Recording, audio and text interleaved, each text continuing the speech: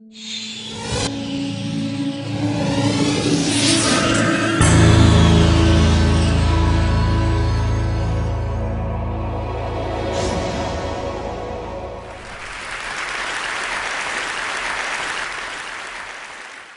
morning.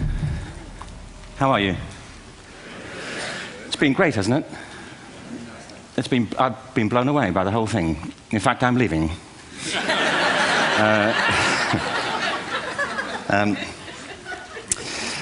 There have been three themes, haven't there, running through the conference, which are relevant to what I want to talk about. One is the extraordinary evidence of human creativity in all of the presentations that we've had and in all the people here.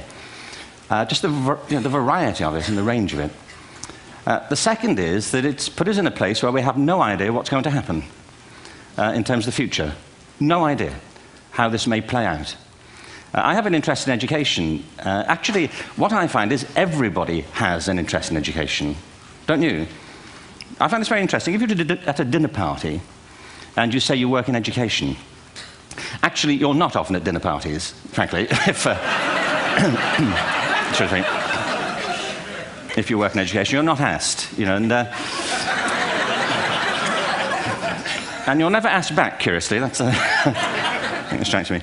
But if you are, and you say to somebody, they say, what do you do? And you say, you work in education, you can see the blood run from their face. They think, oh my God, you know, why me? It's my one night out all week. But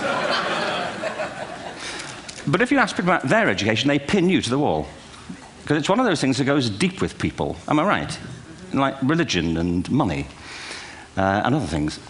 So I have a big interest in education, and I think we all do. We have a huge vested interest in it, partly because it's education that's meant to take us into this future that we can't grasp. If you think of it, children starting school this year will be retiring in 2065. Nobody has a clue, despite all the expertise that's been on parade for the past 4 days, what the world will look like in 5 years' time. And yet we're meant to be educating them for it. So the unpredictability, I think, is extraordinary. And the third part of this is that we've all agreed, nonetheless, on the really extraordinary capacities that children have, their capacities for innovation. I mean, Serena last night was a marvel, wasn't she? Just seeing what she could do. And she's exceptional, but I think she's not, so to speak, exceptional in the whole of childhood. What you have there is a person of extraordinary dedication who found a talent. And my contention is all kids have tremendous talents, and we squander them pretty ruthlessly. So I want to talk about education, and I want to talk about creativity. My contention is that creativity now is as important in education as literacy, and we should treat it with the same status. Thank you.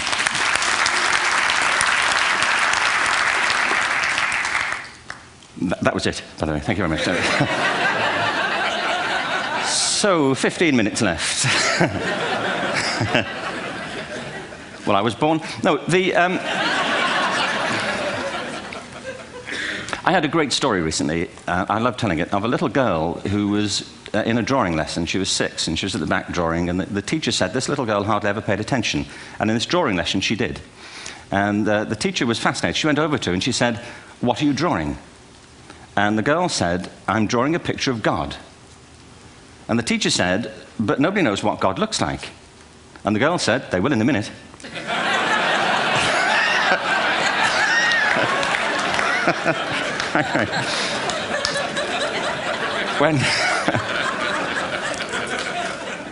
When my son was 4 in England, actually he was 4 everywhere, to be honest. I mean,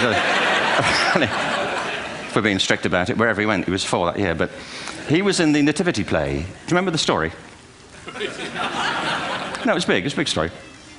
Mel Gibson did the sequel. You may have seen it. I don't know. It was Nativity 2. But James got the part of Joseph, which we were thrilled about. We consider this to be one of the lead parts. We had the place crammed full of agents and T-shirts, you know. James Robinson is Joseph. He didn't have to speak, but do you know the bit where the 3 kings come in? They come in bearing gifts, and they bring gold, frankincense, and myrrh. This really happened. We're sitting there, and they, I think, just went out of sequence. Because we talked to the little boy afterwards and said, you know, are you okay with that? And they said, yeah, why was that wrong?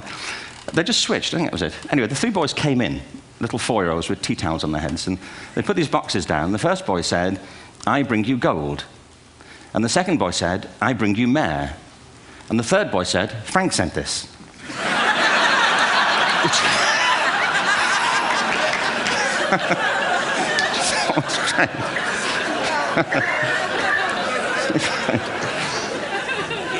What these things have in common, you see, is that kids will take a chance. You know, if they don't know, they'll have a go. Am I right? They're not frightened of being wrong. Now, I don't mean to say that being wrong is the same thing as being creative. What we do know is, if you're not prepared to be wrong, you'll never come up with anything original. If you're not prepared to be wrong. And by the time they get to be adults, most kids have lost that capacity. They have become frightened of being wrong. And we run our companies this, by the way. We stigmatize mistakes. And we're now running national education systems where mistakes are the worst thing you can make. And the result is that we are educating people out of their creative capacities. Picasso once said this. He said that all children are born artists. The problem is to remain an artist as we grow up. I believe this passionately, that we don't grow into creativity, we grow out of it. Or rather, we get educated out of it. So why is this? I lived in Stratford-on-Avon until about 5 years ago. In fact, we moved from Stratford to Los Angeles. So you can imagine what a seamless transition, this was from LA. Actually, we lived in a place called Snitterfield, just outside Stratford, which is where Shakespeare's father was born. Are you struck by a new thought? I was. You don't think of Shakespeare having a father, do you? Do you? Because you don't think of Shakespeare being a child, do you? Shakespeare being 7. I never thought of it. I mean, he was 7 at some point. He was in somebody's English class, wasn't he? Do you understand? Really? How annoying would that be?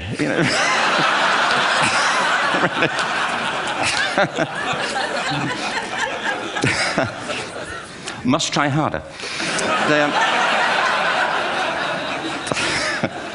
Being sent to bed by his dad to Shakespeare. Go to bed now, to William Shakespeare, and put the pencil down, and stop speaking like that. It's confusing everybody.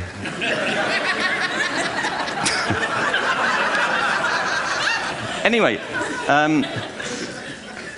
we moved from Stratford to Los Angeles, and I just want to say a word about the transition. Actually, my son didn't want to come. I've got 2 kids. He's 21 now, and my daughter's 16. He didn't want to come to Los Angeles. He loved it, but he had a girlfriend in England. This was the love of his life, Sarah. He'd known her for a month. Mind you, they'd had their 4th anniversary by then, because it's a long time when you're 16. Anyway, he was really upset on the plane. He said, "I'll never find another girl like Sarah." And we were rather pleased about that, frankly, because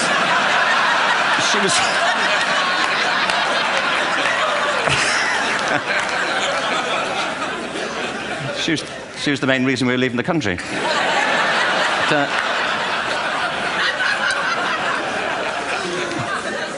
But something strikes you when you move to America and when you travel around the world. Every education system on Earth has the same hierarchy of subjects. Everyone, doesn't matter where you go. You'd think it would be otherwise, but it isn't. At the top are mathematics and languages, then the humanities, and at the bottom are the arts, everywhere on Earth. And in pretty much every system, too, there's a hierarchy within the arts. Art and music are normally given a higher status in schools than drama and dance. There isn't an education system on the planet that teaches dance every day to children the way we teach them mathematics. Why? Why not? I think this is rather important. I think maths is very important, but so is dance. Children dance all the time if they're allowed to. We all do. We all have bodies, don't we? Did I miss a meeting? I mean, I think... Truthfully, what happens is, as children grow up, we start to educate them progressively from the waist up. And then we focus on their heads, and slightly to one side. If you were to visit education as an alien and say, what's it for, public education, I think you'd have to conclude, if you look at the output, who really succeeds by this? Who does everything they should? Who gets all the brownie points? Who are the winners? I think you'd have to conclude the whole purpose of public education throughout the world is to produce university professors. Isn't it? They're the people who come out the top. And now, I used to be one. So there, And I like university professors, but, you know, we shouldn't hold them up as the high watermark of all human achievement. They're just a form of life. You know, another form of life. But they're rather curious, and I say this out of affection for them. There's something curious about professors. In my experience, not all of them, but typically, they live in their heads. They live up there, and slightly to one side. They're disembodied, you know, in a kind of literal way. You know, they look upon their body as a form of transport for their heads. You know, it's... Don't they? It's a way of getting their head to meetings.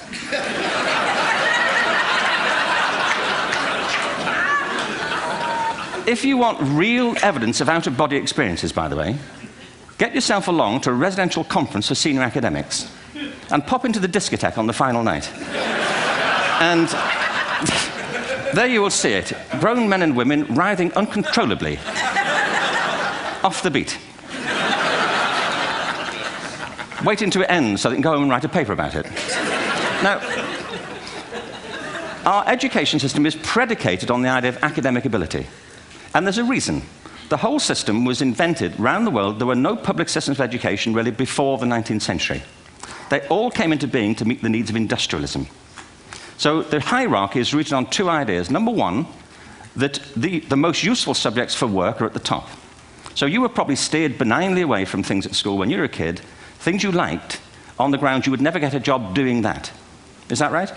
Don't do music, you're not going to be a musician. Don't do art, you won't be an artist. Benign advice. Now, profoundly mistaken. The whole world is engulfed in a revolution.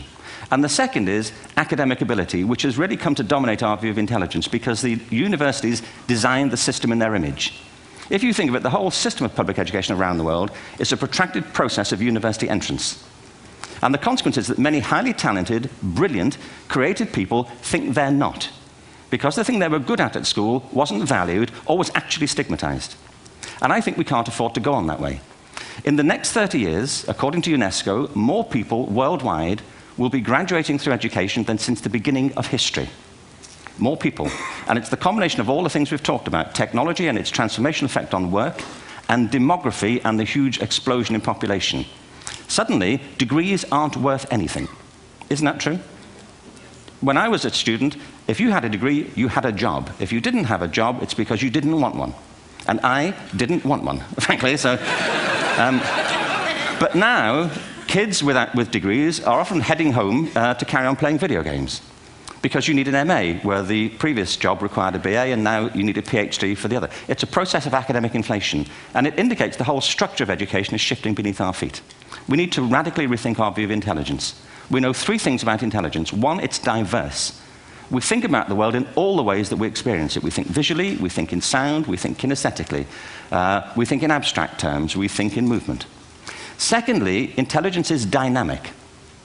If you look at the interactions of a human brain, as we heard yesterday from a number of presentations, intelligence is wonderfully interactive. The brain isn't divided into compartments.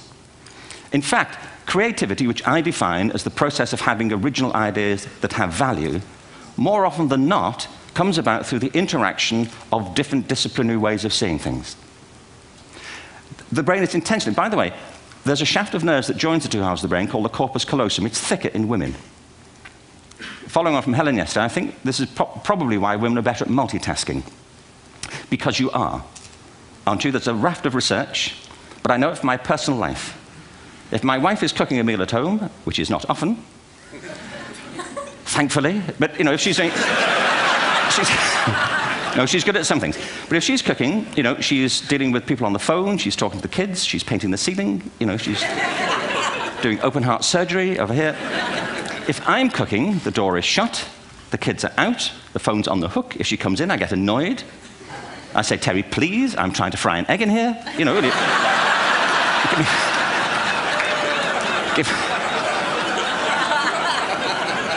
give me a break. Actually, there was, do you know that old philosophical thing? If a tree falls in a forest and nobody hears it, did it happen? Remember that old chestnut? I saw a great T-shirt, really, recently, which said, if a man speaks his mind in a forest and no woman hears him, is he still wrong?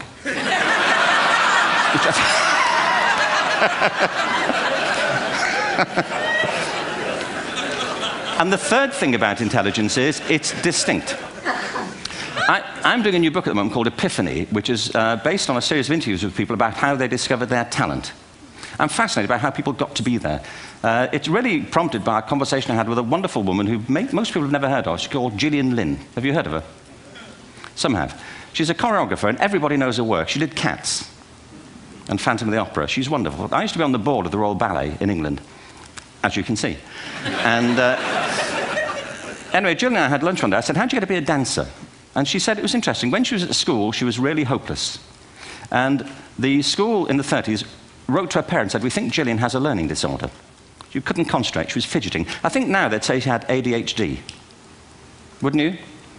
But this was the 1930s, and ADHD hadn't been invented, at this point, so it wasn't an available condition. People weren't aware they could have that. Anyway, she went to see this specialist. So this oak-panelled room, and she was there with her mother, and she was led and sat on this chair at the end, and she sat on her hands for 20 minutes while this man talked to her mother about all the problems Gillian was having at school. And at the end of it, because she was disturbing people, their homework was always late and so on, little kid of 8, in the end, the doctor went and sat next to Gillian and said, Gillian, I've listened to all these things that your mother's told me. I need to speak to her privately. So he said, wait here, we'll be back. We won't be very long. And they went and left her. But as they went out the room, he turned on the radio that was sitting on his desk. And when they got out the room, he said to her mother, just stand and watch her. And the minute they left the room, she said she was on her feet, moving to the music. And they watched for a few minutes, and he turned to her mother, and he said, Mrs. Lynn, Gillian isn't sick, she's a dancer. Take her to a dance school. I said, what happened? He said, she did. I can't tell you how wonderful it was. We walked in this room, and it was full of people like me. People who couldn't sit still. People who had to move to think. Who had to move to think. They did ballet, they did tap, they did jazz, they did modern, they did contemporary. She was eventually auditioned for the Royal Ballet School. She became a soloist. She had a wonderful career at the Royal Ballet. She eventually graduated from the Royal Ballet School, found her own company, the Gillian Dance Company, met Andrew Lloyd Webber. She's been responsible for some of the most successful musical theatre productions in history. She's given pleasure to millions, and she's a multi-millionaire. Somebody else might have put her on medication and told her to calm down. Now, I think...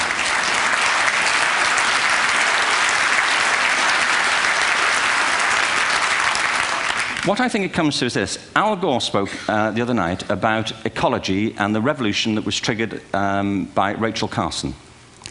I believe our only hope for the future is to adopt a new conception of human ecology, one in which we start to reconstitute our conception of the richness of human capacity. Our education system has mined our minds in the way that we've strip-mined the earth for a particular commodity, and for the future, it won't serve us. We have to rethink the fundamental principles on which we're educating our children. There was a wonderful quote by Jonas Salk, who said, if all the insects were to disappear from the earth, within 50 years, all life on earth would end. If all human beings disappeared from the earth, within 50 years, all forms of life would flourish. And he's right. What TED celebrates is the gift of the human imagination. We have to be careful now that we use this gift wisely and that we avert some of the scenarios that we've talked about. And the only way we'll do it is by seeing our creative capacities for the richness they are and seeing our children for the hope that they are. And our task is to educate their whole being so they can face this future. By the way, we may not see this future, but they will. And our job is to help them make something of it. Thank you very much. Bravo. Hierher.